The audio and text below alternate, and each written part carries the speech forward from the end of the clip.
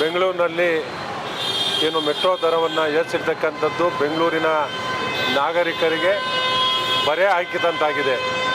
ಬಹುಶಃ 20, 30, 40% ಇರ್ತಕ್ಕಂಥದ್ದು 100%ಗಿಂತ ಜಾಸ್ತಿ ಏರಿಸಿರ್ತಕ್ಕಂಥದ್ದು ಇವತ್ತು ಕಂಡುಬರ್ತಾ ಇದೆ.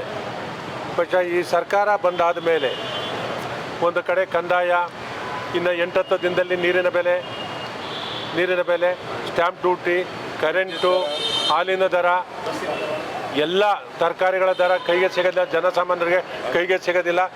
ಇವತ್ತು ಬೆಂಗಳೂರಿನಲ್ಲಿ ಸಾವಿರಾರು ಜನ, ಲಕ್ಷಾಂತರ ಜನ ಪ್ರಯಾಣ ಮಾಡ್ತಕ್ಕಂಥದ್ದಲ್ಲಿ ಇವತ್ತು ಏನು ಮಧ್ಯಮ ವರ್ಗದ ಜನಕ್ಕೆ, ಕೂಲಿ ಕಾರ್ಮಿಕರಿಗೆ ಇವತ್ತು ಕಾಂಗ್ರೆಸ್ ಸರ್ಕಾರ ಕೊಟ್ಟಿರ್ತಕ್ಕಂಥ ದೊಡ್ಡ ಕೊಡುಗೆ. ಇದನ್ನು ಯಾರೂ ಮರೆಯೋದಕ್ಕೆ ಸಾಧ್ಯ ಇಲ್ಲ. ಇದು ಒಂದು ಗ್ಯಾರಂಟಿ. ಇದು 6ನೇ ಗ್ಯಾರಂಟಿ ಮೆಟ್ರೋ ದರವನ್ನು ಏರಿಸಿರ್ತಕ್ಕಂಥದ್ದು ಅಂತಕ್ಕಂಥದ್ದನ್ನ ಈ ಸಂದರ್ಭದಲ್ಲಿ ಹೇಳಿ, ಇದು ಭಾರತೀಯ ಜನತಾ ಪಕ್ಷ ಇದನ್ನು ಸಂಪೂರ್ಣವಾಗಿ ಖಂಡಿಸುತ್ತೆ. ಇದು ತಕ್ಷಣ ಬೆಲೆಯನ್ನು ಇಳಿಸಬೇಕು ಅಂತಕ್ಕಂಥದ್ದನ್ನ ನಾನು ಮಹಾಲಕ್ಷ್ಮಿ ಲೇಔಟ್ನ ಕ್ಷೇತ್ರದ ಶಾಸಕನಾಗಿ ಒತ್ತಾಯವನ್ನು ಮಾಡ್ತೇನೆ.